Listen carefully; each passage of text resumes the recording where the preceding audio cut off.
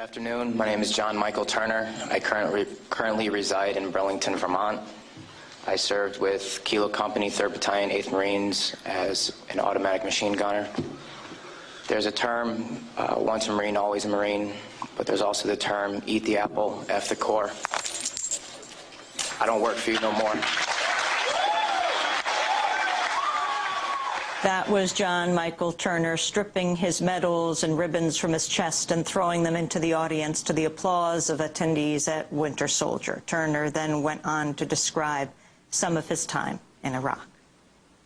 On April 18th, 2006, I had my first confirmed kill.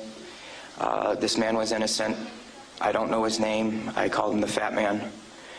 He was walking back to his house, and I shot him in front of his friend and his father. The first round didn't kill him after I had hit him up here in his neck area. And afterwards he started screaming and looked right into my eyes. So I looked at my friend who I was on post with, and I said, well, I can't let that happen. So I took another shot and took him out. He was then carried away by the rest of his family. It took 7 people to carry his body away. We were all congratulated after we had our first kills, and that happened to have been mine. My company commander personally congratulated me, as he did everyone else in our company. This is the same individual who had stated that whoever gets their first kill by stabbing them to death will get a 4-day pass when we return from Iraq.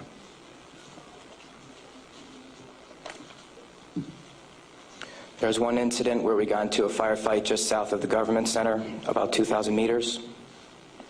We had no idea where the fire was coming from, and the way our rules of engagement were, pinpoint where the fire is coming from and throw a rocket at it.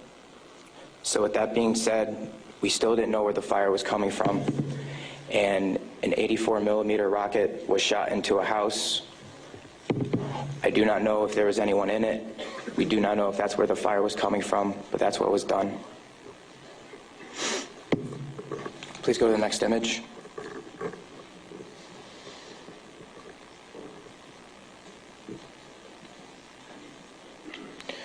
This man right here was my 3rd confirmed kill.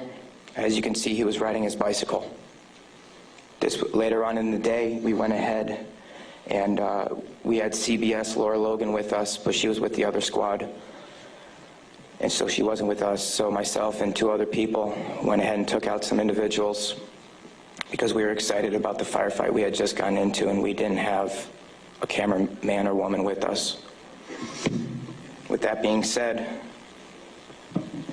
anytime we did have embedded reporters with us, our actions would change drastically. We never acted the same. We were always on key with everything, did everything by the books. The man on the bicycle, he was left in the street for about 10 minutes until we realized that we needed to leave where we were. And his body was dragged about 10 feet to the right of him, where his body was thrown behind a rock wall, and his bicycle was thrown on top of him.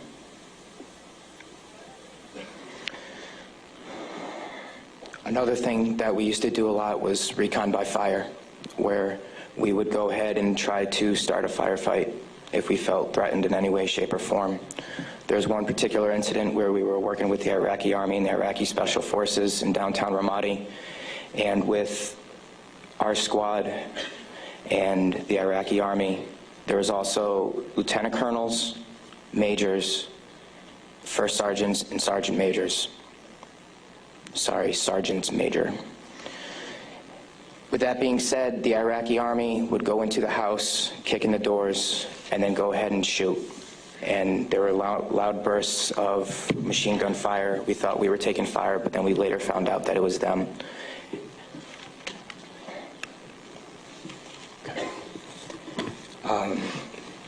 House raids.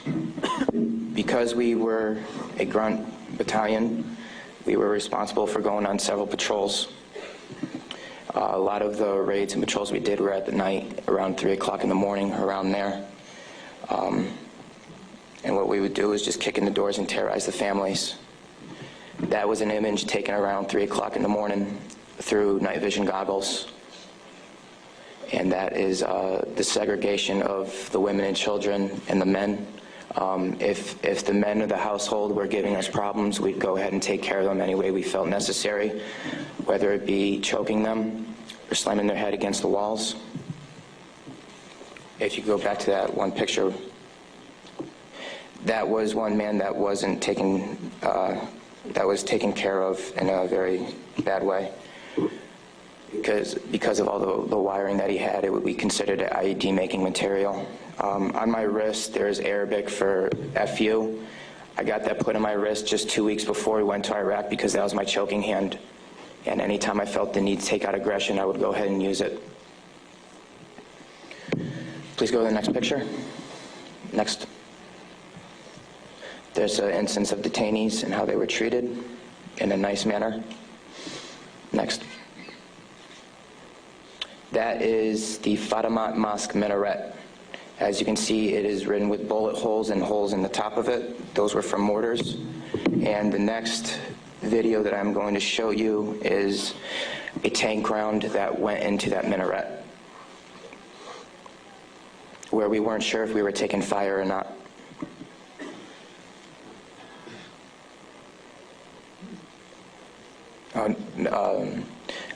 I'll talk about this one. This is after one of the guys in a weapons company had gotten shot. This is a way that we would take out our aggression.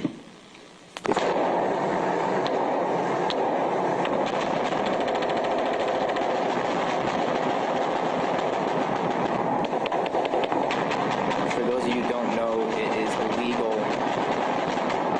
to shoot into a mosque unless you were taking fire from it. There was no fire that was taken from that mosque. It was shot into because we were angry. Can you please play the next video?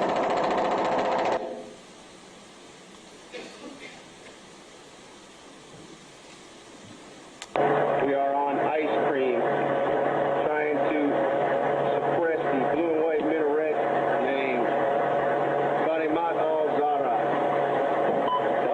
Hellraiser. Go ahead and take another take around that building over. That's that mosque door. Another round, Kilo 2. Oh! Yes! Next image. That, okay. With that being said, there's many more stories and incidents for me to talk about, although we don't have the time to. But this just goes to show you that that was the after effect of the tank round. This just goes to show you that everyone sitting up here has these stories. And there's been over 1 million troops that have gone in and out of Iraq. So the possibilities are endless. Next image, please.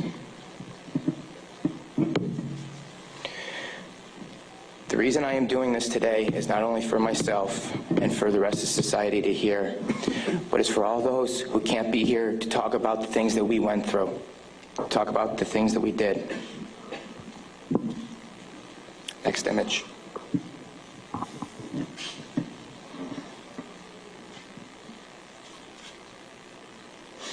Those 4 crosses and this memorial service were for the 5 guys in Kilo Company, 3rd Battalion, 8th Marines that we lost.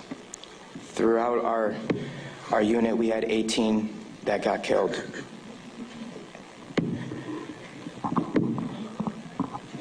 With that being said, that is my testimony.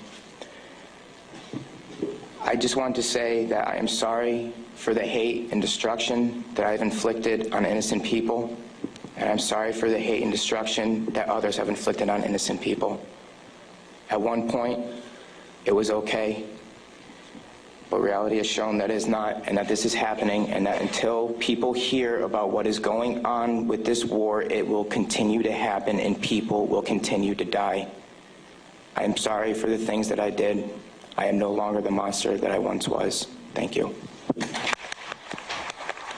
Former Marine John Michael Turner fought with the 3rd Battalion, 8th Marines. The videos and photos the soldiers showed can be seen at our website, democracynow.org. This is